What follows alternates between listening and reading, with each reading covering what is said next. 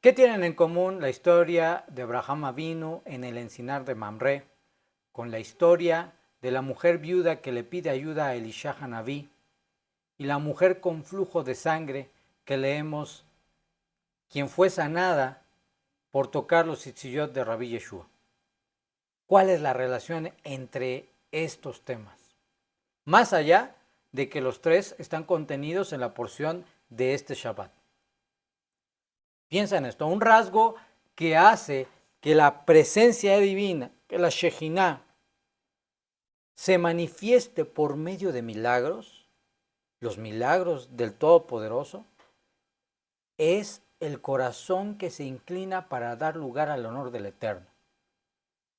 Un corazón humilde que se dispone para lo sagrado.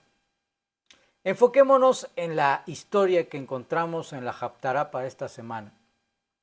Una mujer que es esposa de los discípulos de los profetas en los días de Elisha Hanaví.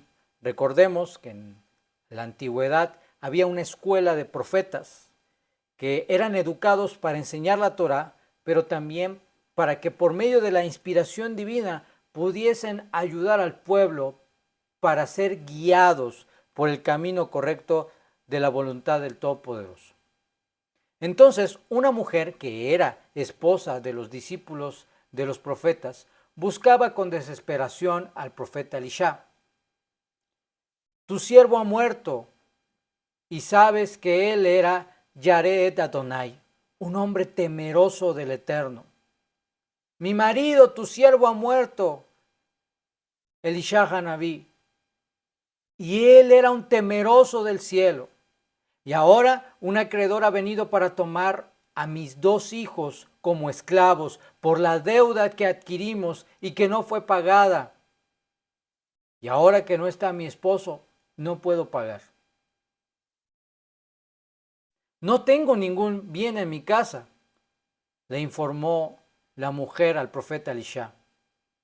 Lo único que tengo es una vasija de aceite, dijo la mujer. A lo que el profeta Elisha contestó, anda, ve a tus vecinos, pide prestado a tus vecinos toda clase de recipientes.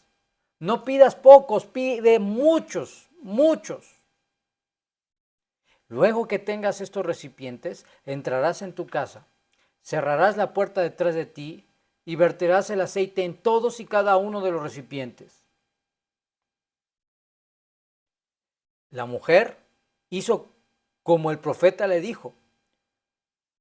Pidió prestado un número fabuloso, increíble de recipientes, los llevó a su casa, cerró la puerta consigo adentro de la casa y con sus hijos, y comenzó a vaciar el aceite en cada uno de los recipientes. Uno tras otro, tras otro, tras otro, se llenaban y de forma milagrosa el aceite que estaba contenido en la vasija principal no se terminaba, no se agotaba. Fue entonces que se llenaron todos los recipientes y la mujer le dijo a su hijo, por favor, acércame un recipiente más. Y el hijo le dijo, no hay más recipientes, madre.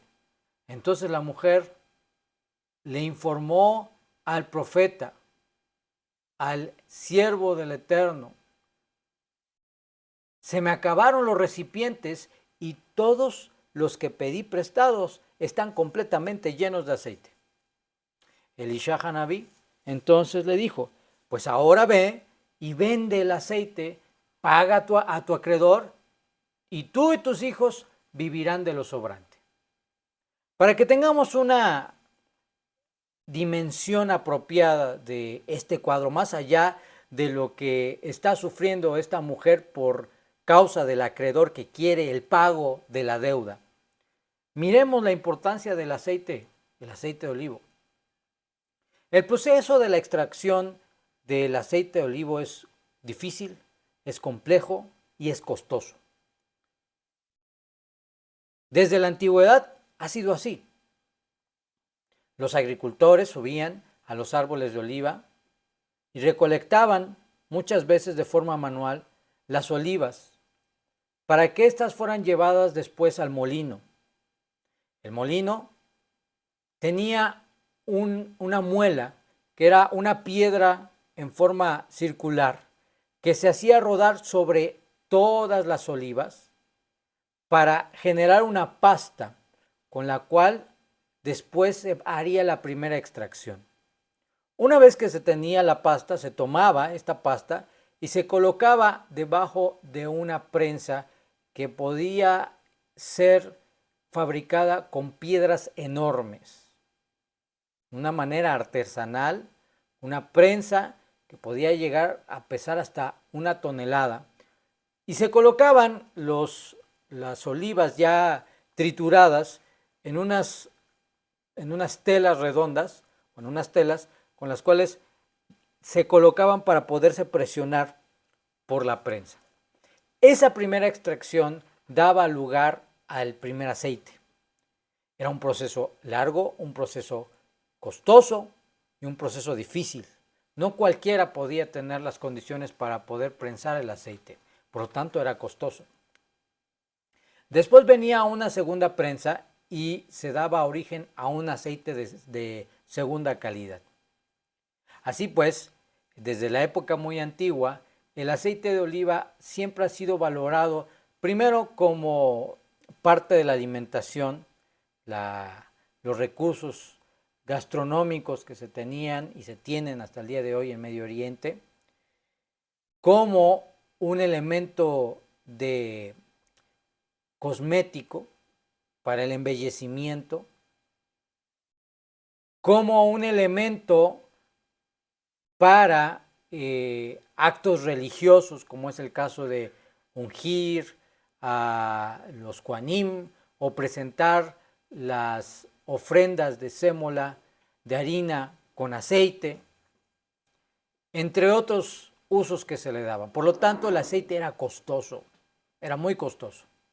Así que el hecho de que el milagro del aceite se haya presentado con esta mujer nos muestra que Hashem no solamente hizo que se multiplicara el aceite, sino que fue un impacto económico impresionante, favorecedor para esta familia.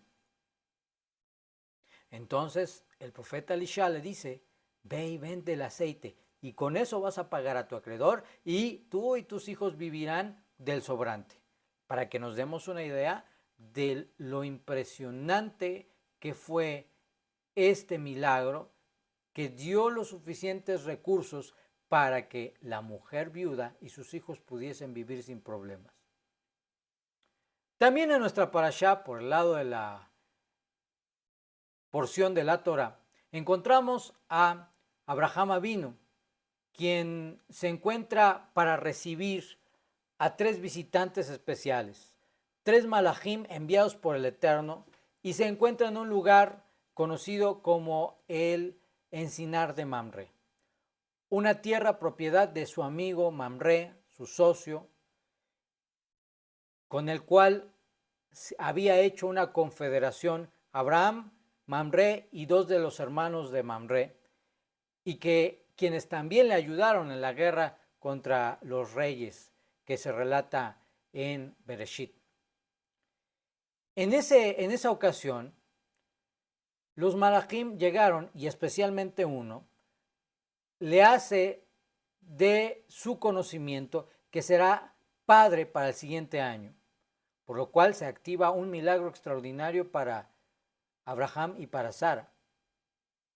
Por su parte, la porción de Haverit Hadashah nos narra cómo una mujer enferma de años, con un flujo de sangre que no podía detenerse, ya ustedes se imaginarán la condición física, el deterioro físico que esta mujer tenía por el tener este flujo de sangre.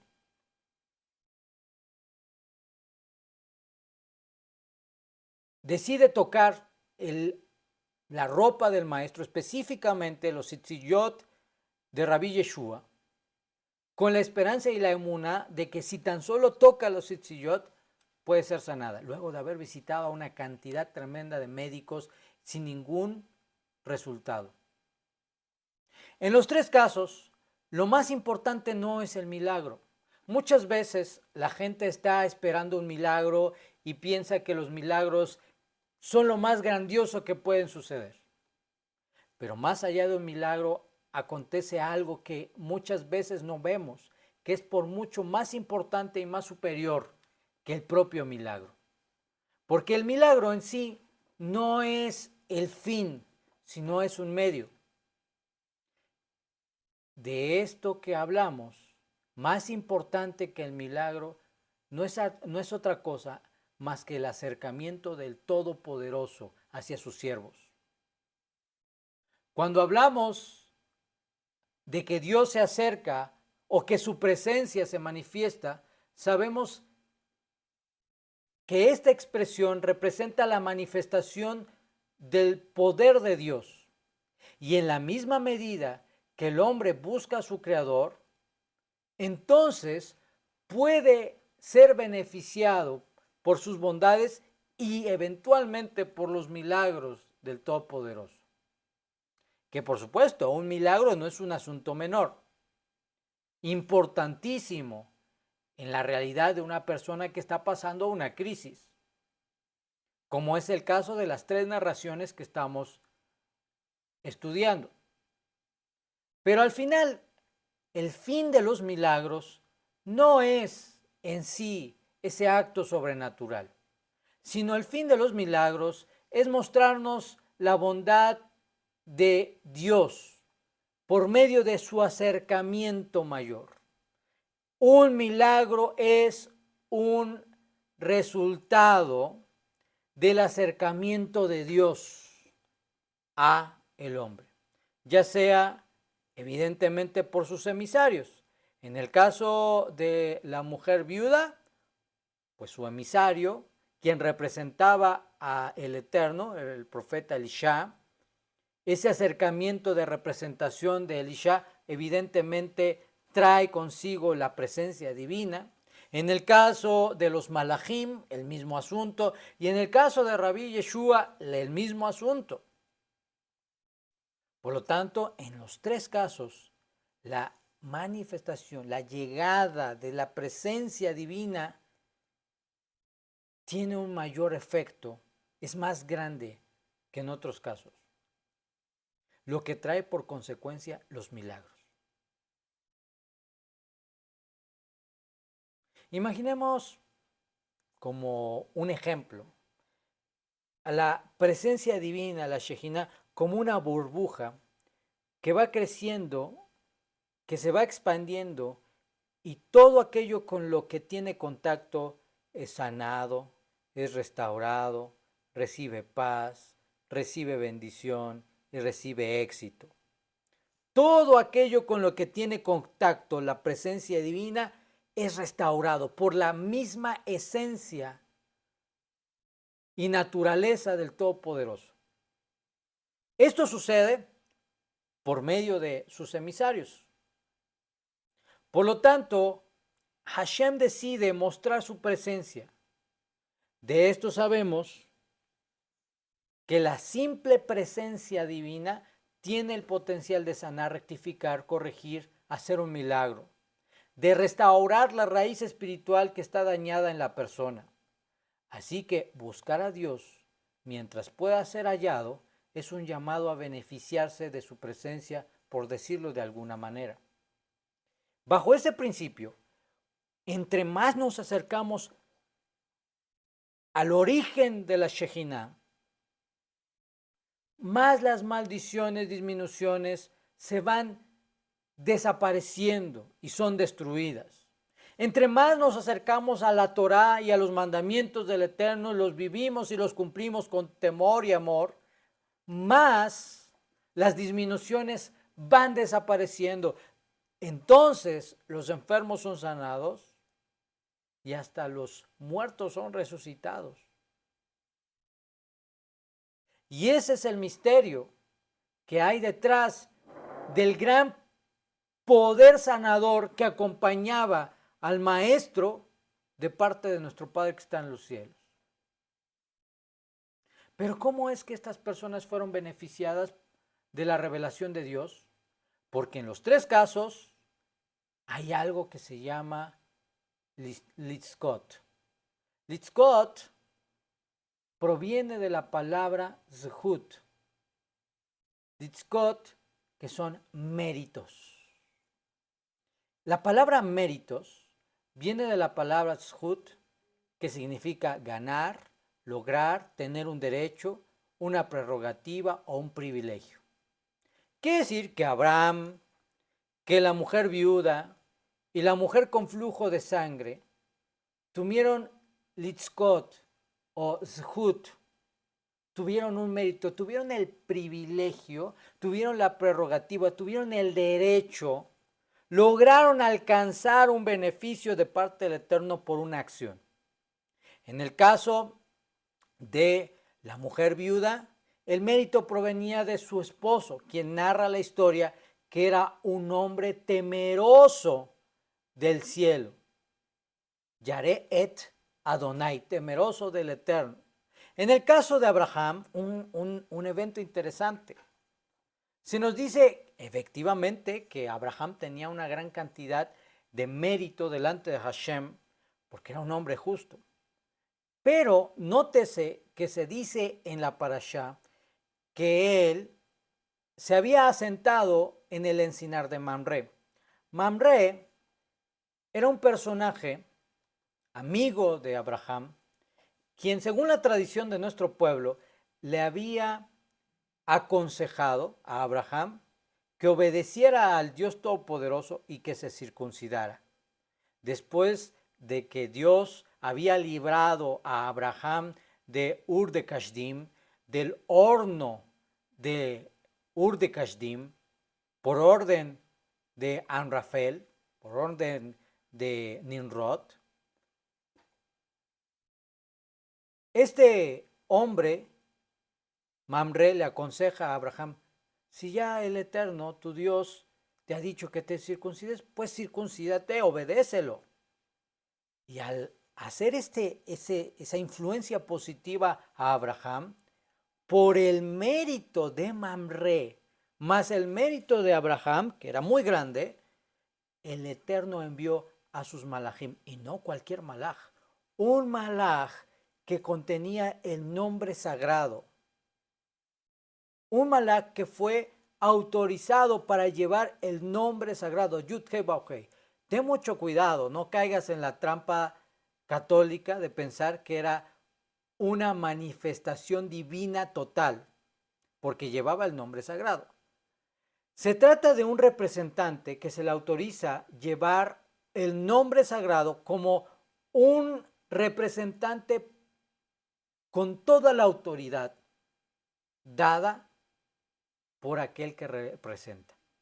Es como aquel que llevaba el anillo del rey, o es como hoy en día aquel que lleva una carta poder para representar a otra persona y que se le autoriza plenamente a hacer la representación y las funciones del representado.